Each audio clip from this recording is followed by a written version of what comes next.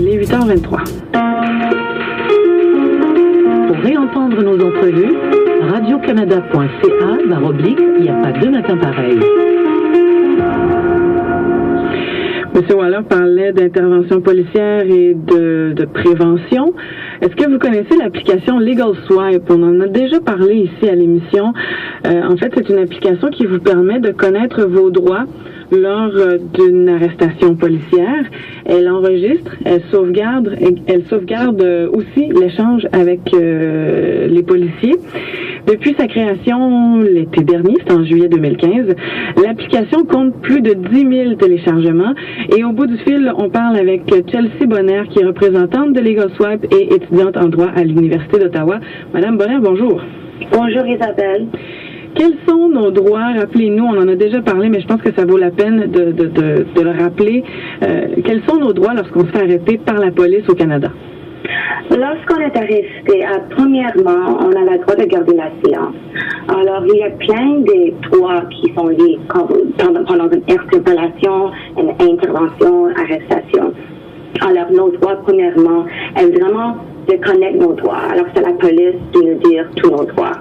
Alors, sur l'application, quand vous le téléchargez, on liste tous les droits dans chaque interaction différente de police. Lorsqu'il y a une arrestation, il y a un sentiment de nervosité qui gagne. Est-ce qu'on pense vraiment, est-ce que les droits, même si on les connaît ou même si on les a lus, par exemple, sur l'application, est-ce qu'on s'en rappelle? Sur le coup, on serait probablement porté à vouloir se justifier. Est-ce que on pense à sortir notre téléphone cellulaire pour utiliser l'application? C'est une belle idée, mais est-ce que c'est facile à utiliser concrètement dans la vraie vie lors d'une arrestation, selon vous?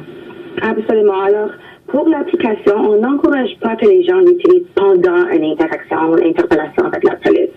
On encourage vraiment que les gens se renseignent de leurs droits à l'avance. Alors, c'est vraiment uniquement censé d'être utilisé comme une référence pour les aider à comprendre leurs droits. En avance, il utilisait précédemment les documents qui étaient fournis par les organisations et pour nous, on l'a transformé en application que vraiment, oui, vous le mettez dans le pochet, mais c'est vraiment de vous renseigner à l'avance d'une interaction. Est-ce que la police approuve cette application-là? On n'a pas encore eu de feedback négatif de la police, vraiment la communauté en total. On a eu une rétroaction vraiment excellente. Alors, depuis la première 2 semaines qu'on avait lancé l'application, on avait déjà 15 000 téléchargements. Alors, on a encore entendu que les personnes utilisent l'application partout à l'Ontario et ils demandent que nous leur rendons l'application disponible en d'autres provinces.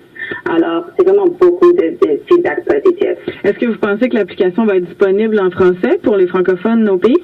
Absolument. Alors, nous sommes en train de le traduire en français, particulièrement pour les francophones au Québec.